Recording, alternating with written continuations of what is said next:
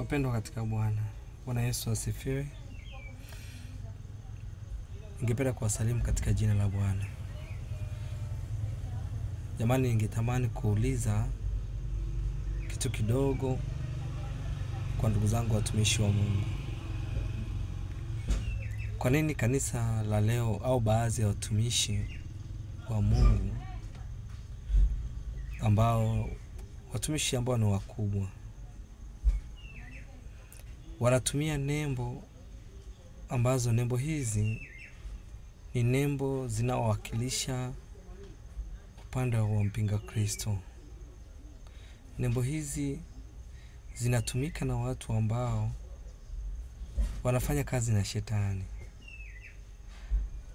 ambayo ni nembo ziko kwenye kificho, nembo ambazo zina ishara ya 666 au 6, ambao ukisoma kwenye kitabu cha Ufunuo wa Yohana 13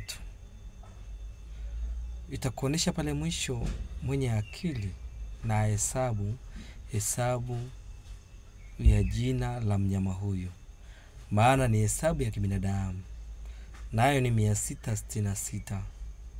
Hii ni Antichrist au mpinga Kristo, au jina la mwana wa shetani, ambaye Biblia inasema yule joka akampa nguvu zake na uwezo mwingi.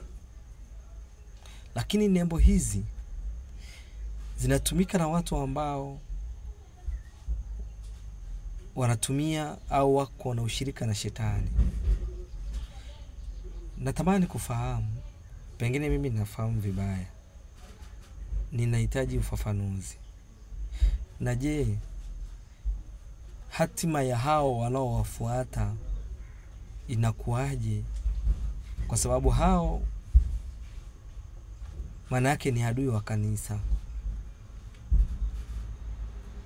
Ningetamani kupata ufafanuzi katika hilo.